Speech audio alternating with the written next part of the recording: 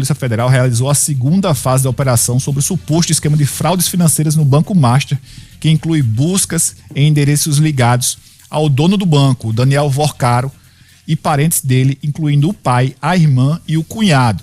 O empresário Nelson Tanuri e o investidor João Carlos Mansur, que tem uma carreira ligada inclusive a clubes de futebol, ex-presidente da gestora de fundos Reag Investimentos, também estavam entre os alvos. A investigação detectou que havia captação de dinheiro, aplicação em fundos e desvios para o patrimônio pessoal de Vorcaro e parentes. O celular do dono do Banco Master foi apreendido.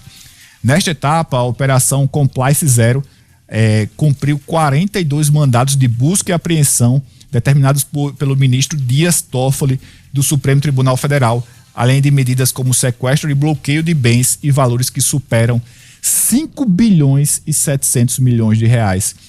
Boa parte dos itens apreendidos, como estão vendo aí quem está nos acompanhando no YouTube, foram itens de luxo, inclusive até arma de fogo. Uma coisa muito engraçada, essa decisão do Toffoli, ela está em segredo de justiça.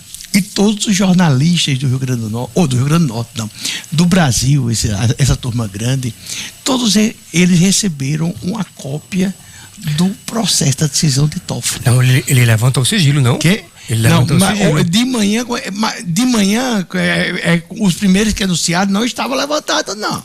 Esse sigilo só foi agora à tarde, mas não estava levantado, não. E aí, foi assim, uma decisão, tipo, todo mundo tem que saber que eu tomei essa decisão.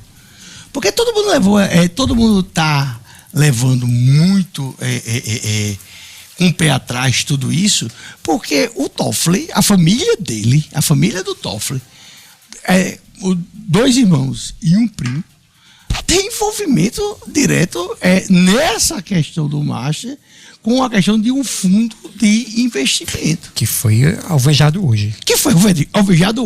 Mas você olha, a forma de mandar um puxavante de orelha, que ele puxou a orelha da Polícia Federal e ele chegou a dizer assim, olha... Quer que eu traga aqui? Vou trazer aqui. Olha, ainda falando desse caso do Banco Master, o ministro Dias Toffoli, do Supremo Tribunal Federal, criticou publicamente a PF por não cumprir dentro do prazo uma ordem de busca e apreensão e prisão ligada à investigação do Banco Master. Segundo o ministro, a APF tinha 24 horas para executar a decisão, mas a determinação não foi cumprida. Na mesma decisão, Toffoli determinou que todo o material apreendido seja entregue diretamente ao Supremo Tribunal Federal, lacrado, sem análise prévia da Polícia Federal. Aí, onde, num primeiro momento, o ápice luz dizendo assim, poxa, imparcial, o ministro está lutando o tempo todo para ajeitar a situação, mas levar para o STF sem análise prévia, sem análise, lacrado. Primeiro o STF vai analisar, depois a PF então assim, por quê? Mesmo porque há uma disputa da delegada, que parece seríssima, com o gabinete do ministro Toffoli, porque o ministro Toffoli, na época do depoimento do Vorcaro, mandou umas perguntinhas para lá, que a delegada disse, não, inquérito, eu não quero essas perguntinhas, não. Eu quero fazer as minhas perguntas. Cata um pouquinho mais para a direita, aí, mais um pouquinho, pronto. Ei, muito obrigado, cara. Você é diferenciado, você resolveu o meu problema de toque de hoje. Obrigado. Então, assim, o ministro, o Toffoli, é muito estranho quando toda a imprensa fica assim, noticiando um caso e ao mesmo tempo, Ciro, colocando em dúvida. É muito ruim para o judiciário. Na hora que surgiu a provável participação, que não tem nada certo, dos dois irmãos dele, a provável participação do primo dele no negócio, aí ele manda apurar o fundo que comprou o resort dos irmãos dele. Então, e manda lacrar, não apurar nada e deixar, em vez de parecer ser uma cena de investigação, parece mais uma cena de desespero, sabe? Então, é tudo muito triste. E eu não sei até que ponto outros ministros do STF, eu cito sempre o Fachin, que é o atual presidente, a Carmen Lúcia, que tem uma postura extremamente discreta. Como é que esses ministros... O próprio Flávio Dino, por mais envolvido em política que seja, mas ele é um cara, assim, muito ligado à vida pública, política, mas não de negócios. O próprio Dino... eu não sei como é que esse pessoal vai se comportar e vai aguentar mais uma situação vexatória, porque o que a gente está vendo, estava conversando ali com o Ente Sinedino antes do programa, geralmente em janeiro a gente tem um problema muito grande de notícias, a gente nunca tem notícias, está tudo parado, e agora as notícias num dia são 3, 4, 5 notícias importantes que pode mudar a composição futura tanto do Brasil como do Rio Grande do Norte. E tem mais. Geralmente, nesse período, a gente até, há alguns anos, né? A gente até está tendo notícia nacional, mas aqui no Rio Grande do Norte está tudo morto. Esse ano, parece que o noticiário até local está engolindo o noticiário nacional. Bom. Que não está pequeno. Amigos, boa noite. Quando eu terminei de ver essa operação que o ministro Dias Toffoli determinou hoje, me ficou uma impressão assim, que ele mandou recolher as provas que tinha para ficar com ele. Primeiro que é muito estranho, me causa espécie, para citar a linguagem do Supremo Tribunal Federal, o juridiquês, me causa espécie que ele tenha determinado algo muito inusual mesmo, que as provas sejam lacradas e fiquem no Supremo Tribunal Federal. Por que isso é inusual? Porque quando quando um investigador, quando a APF, Polícia Civil, ela apreende um telefone, um celular especificamente, aparelhos eletrônicos, os primeiros momentos após o bloqueio do telefone, seja ele Android ou iPhone, o aparelho fica mais suscetível a poder ser acessado para coletar informações. Depois de um tempo que esse telefone está bloqueado, fica mais difícil de conseguir, fica quase impossível conseguir informações. Então, o que é que existe via de regra? Investigadores pegam esses equipamentos eletrônicos, extraem as informações que são possíveis, porque a janela de bloqueio permite isso em qualquer aparelho. É tanto que às vezes vocês se perguntam, mas como é possível que tenham pegado informação tal, se eu não passei senha? É possível, existem software. É por isso que alguns softwares são acessíveis apenas para órgãos de Estado. A PF brasileira dispõe desses softwares. Depois que o telefone está bloqueado, de várias horas, dias, só senha para ter acesso. Essa, inclusive, é uma das razões pelas quais uma das primeiras perguntas que a delegada fez para o Vorcaro foi essa: o senhor vai ceder a senha do celular?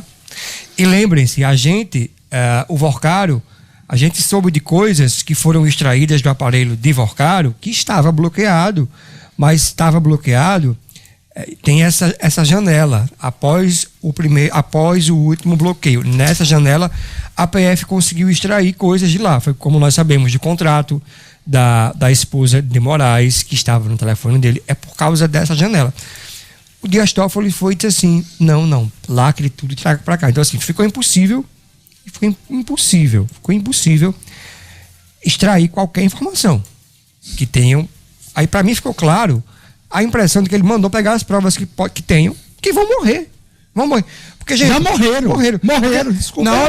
Na hora em que ele diz assim, para que meu gabinete faça uma análise preliminar. Quando ele diz isso, eu não sou juiz, promotor, mas eu sei que existe uma coisa chamada cadeia de custódia de provas. E ele está quebrando a cadeia de custódia. Ou ele vai anular as provas,